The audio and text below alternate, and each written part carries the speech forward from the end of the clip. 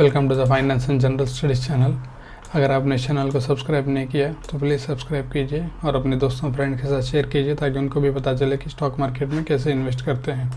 चलिए दोस्तों, आज का वीडियो शुरू करते हैं। आज का स्टॉक है दोस्तों, वो है सन फार्मा।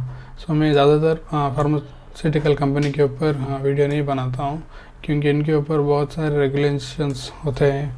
उसके शिकार ये हमेशा ही कंपनी होती रहती है क्योंकि इनको ये फार्मास्यूटिकल कंपनी ज़्यादातर अपनी दवाइयाँ यूरोप और यूएस मार्केट को सेल करती रहती है। इनके ऊपर बहुत सारा यूएस एफडीए से मतलब यूएस का एक मेडिकल गवर्निंग बॉडी है, उनका इनके ऊपर बहुत सारा आपको रेस्ट्रिक्शंस आते रहते हैं। इसीलिए ये इस कंपनियों पर हमेशा आप अगर न्यूज़ में देखते रहेंगे तो आपको हमेशा देखने को मिलेगा कि यूएस एफडीए ने इसके ऊपर ऐसे कुछ आरोप लगाया कि मतलब इनका जो चेकलिस्ट है उसके वो लोग आम भाषा में बताएंगे तो उनका कोई चेकलिस्ट होता है, उसके हिसाब से इनका प्लान नहीं है करके उनको बाद में क्लैरिफिकेशन करना पड़ता है, उसको हटाना पड़ता है। हमेशा ऐसा होता रहता है, लेकिन ये ऐसा सेक्टर है इसको आप इग्नोर भी नहीं कर सकते हैं क्योंकि फार्मा तो सभी लोगों को मालूम है, ये इसका डिमांड हमेशा रहेगा। ऐसा नहीं कि ये आजकल या परसों जाके ख़त्म हो जाएगा, लेकिन इसका डिमांड हमेशा रहेगा। इसलिए हम इस सेक्टर में जो लीडर है उसी को थोड़ा स्टडी करेंगे।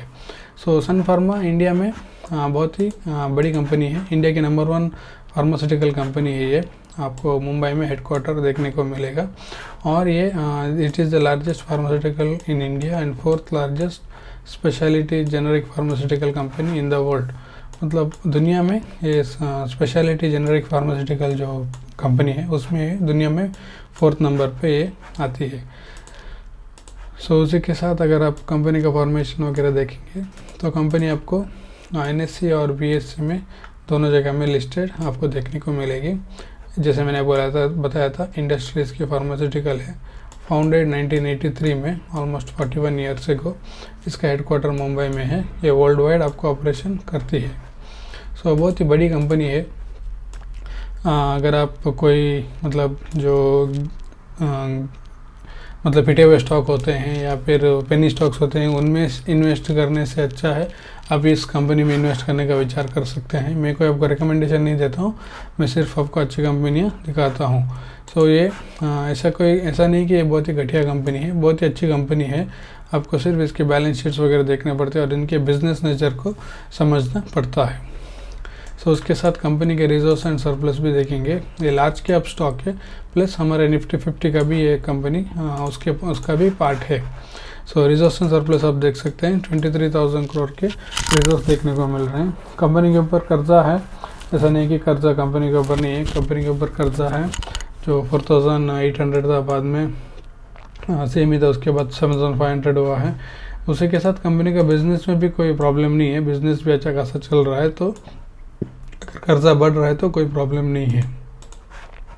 शॉर्ट टर्म बोरोइंग्स आप देख सकते हैं 5.94 करोड़ आपको देखने को मिल रहा है। उसी के साथ अगर आप कैश एंड कैश बैलेंस देखेंगे तो कंपनी के पास अराउंड 400 करोड़ का आपको कैश देखने को मिल रहा है, 421 करोड़ का कैश है। ट्रेड रिसीवेबल्स देखते हैं 7,000 करोड़ का ट्रेड रिसीवेबल्स है। इन्वेंटरी भी 3,900 है।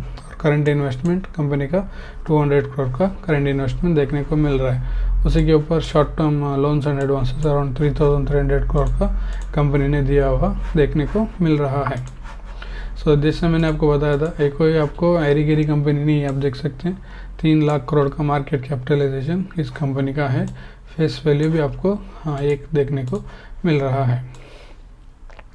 उसी के साथ अगर आप नीचे जाएंगे तो कंपनी का आप देख सकते हैं, जैसे मैंने बताया था, ये pharmaceutical Indian bulk drugs and format में आपको देखने को मिल रहा है। उसमें नंबर 1 कंपनी यही है जो कि 3 लाख करोड़ का है। उसके नीचे सिप्ला है जो कि 1 लाख करोड़ है, जो कि आपको ऑलमोस्ट 2 गुना छोटी या 2 से 3 गुना छोटी कंपनी देखने को मिल रही है। क्योंकि ये सेक्टर हम आम आदमी को इस सेक्टर के बारे में कुछ समझ में आता नहीं है कि क्या चल रहा है, क्योंकि अगर कोई मेडिकल लाइन में तो तभी आपको इस कंपनी के बारे में, उसके बिज़नेस के बारे में अच्छी खासी नॉलेज आएगी। लेकिन हमको उसमें अगर इन्वेस्ट करना ही है तो आप जाके उस सेक्टर में जो लीडर होता है उसी को पकड़ सकते हैं, क्योंकि अगर लीडर है, अगर कुछ अच्छा परफॉर्म नहीं करेगा तो उसके नीचे जो भी कंपनी से वो अच्छा खासा परफॉर्म नहीं करते हैं। एक सिर्फ एक कॉमन सेंस है, उसके हिसाब से मैं आपको बता रहा हूँ। कंपनी का बिजनेस देख सकते हैं आप। 2012 में कंपनी आपका अराउंड 8,000 करोड़ का बिजनेस करती थी, बाद में 11,000 हो गया, 16,000 हो गया, 2015 में 27,000, 16 में 28,000, 17 में 31,500 हो गया। यहाँ तक अच्छा खासा बिजनेस चल रहा था। 2018 से कंपनी में थोड़ा डाउनफॉल देखने को मिल रहा था, जो कि 26,400, बाद में थोड़ा रिकवरी भी हुआ 29,000। मार्च में कोरोना का समय से थोड़ा सा पहले आप देखने को मिला कि 32,800 का बिजनेस देखने को मिल रहा था। बाद में 33,498, 2022 में 38 हो गया, 2023 में 43,000 तक आपको क्रोर्स में सेल्स जाते हुआ देखने को मिल रहा था। ऑपरेटिंग प्रॉफिट मार्जिन भी आप देख सकते हैं 37%, 43, 44, 29, 29, 32। अब 20% के ऊपर ही आपको OPM देखने को मिल रहा है 27%। इतना बड़ा लार्ज कैप कंपनी होने के बाद भी आपको ऑपरेटिंग प्रॉफिट मार्जिन अच्छा खासा हाई नंबर पर देखने को मिल रहा है। उसी के साथ कंपनी का आप नेट प्रॉफिट भी देख सकते हैं, जो कि 3,000 करोड़, 3,400, 3,800, 5,400, 5,600, 7,800। यहाँ से आप देख सकते 2018 में कंपनी के सेल्स में गिरावट थी, इसलिए 2,500 का तक नीचे आ गया। बाद में 3,800 थोड़ा रिकवरी हो गया। बाद में 2020 में 4,000 करोड़, 21 में फिर से आपको डाउनफॉल देखने को मिल रहा था, जो कि कोरोना का टाइम है, 2,200 करोड़ गया। बाद में 3,300, बाद में 2023 में 8,500 करोड़ तक कंपनी का सेल्स गया था। अभी कंपनी ने कम बैक भी किया है, ऑलमोस्ट आप देख सकते हैं 8,500 ही इस कंपनी ने मतलब जो अक्टूबर क्वार्टर, जो आपको जो सितंबर का क्वार्टर है, वहाँ तक 8,500 करोड़ का आपको सेल्स देखने को, प्रॉफिट देखने को मिल रहा है। सो अच्छा खासा सेल्स और प्रॉफिट भी आपको देखने को मिल रहा है। उसी के साथ अगर आप शेयर होल्डिंग पैटर्न देखेंगे तो आप देख सकते हैं प्रोमोटर के पास अराउंड 54% का शेयर होल्डिंग पैटर्न देखने को मिल रहा है।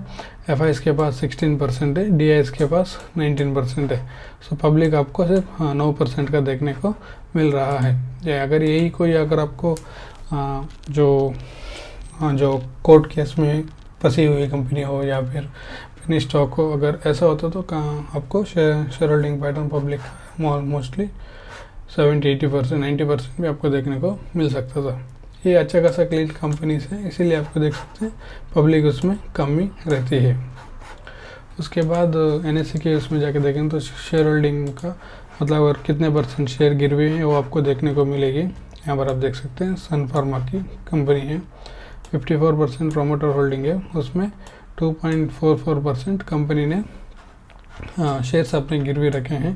कोई बड़ी परसेंटेज नहीं है, बहुत ही छोटी है। अगर 10-15%, 20% के ऊपर अगर होता था तो एक अलार्म की सिचुएशन होती थी, लेकिन ये बहुत ही छोटा परसेंटेज देखने को मिल रहा है। सो इसमें कोई प्रॉब्लम की बात नहीं है। सो इसी के साथ अगर आप शेयर प्राइस भी देखेंगे तो आप देख सकते हैं 5 साल में कंपनी ने आपको अराउंड 194%, मतलब ये लार्ज कैप कंपनी से निफ्टी 50 के, सो इनका बेसिक टारगेट होता है कि 5 साल में पैसे डबल करके देना। तो लेकिन इस कंपनी ने कुछ ज़्यादा अच्छा परफॉर्मेंस दिया है। आप देख सकते हैं 194% का रिटर्न कंपनी ने बना के दिया हुआ देखने को मिल रहा है। और अगर आप मैक्स चार्ट पैटर्न देखेंगे तो आपको पता चल जाएगा कि कंपनी ने कितना अच्छा परफॉर्मेंस दिया है। अब यहाँ पर देख सकते हैं 2015 से कंपनी का सेल्स में अच्छा खासा गिरावट आपको देखने को मिल रही थी 2020 तक। उसके बाद उनके बिजनेस में रिकवरी आने का शुरू हो गया। सो आपको एक वी पैटर्न बनता हुआ देखने को मिल रहा है। जो उसका जो 2015 का जो लेवल था उसको कट करके कंपनी ऊपर जा चुकी है। आप देख सकते हैं 1300 के ऊपर क्लोजिंग दिया है। ऑलमोस्ट 52 वीक के नज़दीक ये कंपनी अभी ट्रेड कर रही है। अगर किसी को अगर इस स्टॉक में अगर अभी इन्वेस्ट करना है तो अब इसमें SIP के थ्रू ही जाना पड़ेगा, क्योंकि कंपनी अपने 52 वीक के हाई पर नज़दीक है और आपको थोड़ा वेट करना पड़ेगा कि इसमें कब करेक्शन आए। और जब करेक्शन आए तो आप इंस्टॉलमेंट के द्वारा या SIP के द्वारा इन्वेस्टमेंट करना इस कंपनी में अच्छा होगा। अगर मैं कोई आपको रिकमेंडेशन नहीं दे रहा हूँ, मैं सिर्फ आपको बता रहा हूँ कि अच्छे क्वालिटी स्टॉक्स कैसे होते हैं। अगर आपको इन्वेस्ट करना है तो आप अपने एडवाइज़र का सलाह देके स्टॉक में इन्वेस्ट करने का विचार कर सकते हैं। उसी के साथ थोड़ा स्टॉक मार्केट के अपडेट्स के बारे में देखेंगे। जी और सोनी का मर्जर का न्यूज़ आया है कि ऐसा रिपोर्ट के द्वारा आ रहा है कि जी और सोनी अपना मर्जर कैंसिल कर सकते हैं, क्योंकि सोनी को अभी तक क्लैरिटी नहीं मिला है और उन्होंने बताया है कि जो उनका जो मर्ज्ड एंटिटी होता है उसमें गोइंका जो कि प्रीवियस जो जी के एंटिटी के जो सीईओ थे, सो उनको ऐसा नहीं चाहिए कि वो नए एंटिटी में वही सीईओ कंटिन्यू करे। सो इसके बारे में बहुत सारे चर्चा हो चुकी है। सो अभी भी जी कुछ करता हुआ देखने को नहीं मिल रहा है और जो कंडीशंस जो रखे हुए थे जो मर्जर का वो मीट नहीं हो रहे हैं, इसीलिए जी जो सोनी है वो शायद ये मर्जर कैंसिल कर सकता है करके रिपोर्ट के द्वारा न्यूज़ आई है। और ये शायद उन्होंने बताया है कि जनवरी 20 तक ये न्यूज़ बाहर आ सकती है करके उन्होंने बताया है। और सोनी ने ऑलरेडी ऑप्शन देख रहा है कि इसको कैसे टर्मिनेट किया जा सके। सो और सोनी को ये भी डर है क्योंकि गोयंका के ऊपर बहुत सारे कोर्ट केसेस है और उसी में वो फंसे हुए हैं। सो उनमें से वो कैसे बाहर आएंगे। सो अगर मर्जर हो गया तो भी फिर भी उनके ऊपर और भी फ्यूचर में आरोप आते रहेंगे। सो इसीलिए सोनी शायद अभी ये मर्जर से पीछे हटना चाहता है करके रिपोर्ट के द्वारा न्यूज़ आई है। सो शेयर मार्केट में ऐसे होता है, सबसे पहले न्यूज़ आपको रिपोर्ट के द्वारा ही आती है ज़्यादातर न्यूज़, बाद में सच न्यूज़ बाद में आपको बाहर आती हुई देखने को मिल जाएगी। सो देखते हैं अगर कुछ जनवरी 20 तक आपको कुछ अपडेट इसके बारे में मिलता है या फिर कोई रिपोर्ट सच होती है कि नहीं करके हम थोड़ा वेट करके देखेंगे। सो उसी के साथ बजाज ऑटो का जो मैंने कुछ दिन पहले वीडियो में बताया था कि बजाज ऑटो अपना जो उनका जो बाईबैक है उसको प्रपोजल रख रहा है करके। सो फाइनली उनको अभी बोर्ड से अप्रूवल मिली है कि वो 40 लाख शेयर्स अभी बाईबैक करेंगे। सो उनका पर शेयर प्राइस होगा अराउंड 10,000 रुपीज़। अभी शायद इसका प्राइसिंग चल रहा है क्लोज टू 7,000 रुपीज़ चल रहा है अभी के मार्केट प्राइस में, लेकिन ये लोग ऑफ़र कर रहे हैं अगर आप बाई बैक करना चाहते हैं तो अराउंड 10,000 रुपीज़ का प्रति शेयर ये लोग ले लेंगे। सो उसका टोटल वैल्यू होगा अराउंड 4,000 करोड़ तक जाएगा करके इन्होंने लेटर में BSE को बताया है। सो उसी के साथ अगर आप ऐसे नीचे जाएंगे तो ये बाईबैक का होगा टेंडर के द्वारा होगा करके उन्होंने बताया है। सो अभी देखना पड़ेगा कि इसकी एक्स डेट कब आएगी और प्लस आपको देखना पड़ेगा कि एक्सेप्टेंस रेशियो कितना होगा, वो सब डिटेल्स आने वाले दिन में पता चल जाएगा। ऐसा नहीं कि अगर आपने अभी शेयर बाय किया और जाके बाद में जो ऑफ़र आएगा तब आप जाके इसको बाई बैक में कंपनी को लौटा देंगे तो आपके पूरे शेयर्स एक्सेप्ट नहीं होंगे। उसमें एक्सेप्टेंस रेशियो भी होता है।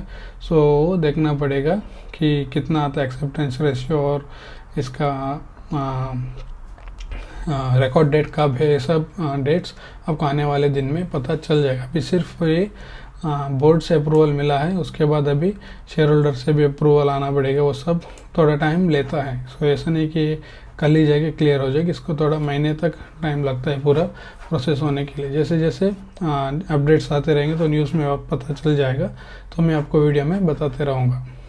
सो उसी के साथ JLR जो कि टाटा मोटर्स का जो सब्सिडियरी है Jaguar and land rover, so Tata Motors के जो लग्जरी बिजनेस है, सो उनका एक अपडेट आया कि उन्होंने अच्छा खासा होलसेल 11 क्वार्टर्स में अच्छा खासा ये ऑर्डर जो पिछले क्वार्टर था उसमें अच्छा खासा उन्होंने सेल्स किया है करके अपडेट कर रहे हैं। सो वो लोग बता रहे हैं अनाउंस 27% उनका बिजनेस में ग्रोथ देखने को मिल रहा है। और उनका ऑर्डर उसमें एक ही प्रॉब्लम है कि उनका ऑर्डर बुक में थोड़ा गिरावट देखने को मिल रही है। सो कंपनी ने बताया है कि इन्होंने बहुत सारे डिलीवरीज भी अभी फास्ट कर रहे हैं। सो उनका मटेरियल भी फास्ट मिल रहा है, कंपोनेंट्स ऑटो कंपोनेंट्स जल्दी से मिल रहे हैं, इसलिए इनका डिलीवरी भी फास्ट हो रहा है करके कंपनी ने बताया। सो इसलिए इनके ऑर्डर बुक अभी थोड़े नीचे जाते हुए देखने को मिल रहे हैं, लेकिन अच्छा खासा कंपनी का क्वार्टर जैगुआर और JLR ने दिया करके टाटा मोटर्स ने बताया है। सो अगर JLR का बिज़नेस अच्छा रहेगा तो टाटा मोटर्स का ओवरऑल बिज़नेस भी अच्छा ही रहेगा, क्योंकि इसमें बहुत सारा कंट्रीब्यूशन टाटा मोटर्स के सेल्स में आपको JLR देता है। सो ये अगर कितना हुआ कैसा हुआ आपको अगर पता चलना है तो टाटा मोटर्स के जो क्वार्टरली अपडेट्स आएंगे उसी में आपको देखने को मिल जाएगा। आशा करता हूँ दोस्तों आपको वीडियो पसंद आया तो प्लीज़ चैनल को सब्सक्राइब कीजिए और अपने दोस्तों और फ्रेंड के साथ शेयर कीजिए। तो कल फिर से और एक नए वीडियो के साथ मिलेंगे, तब तक थैंक यू, बाय।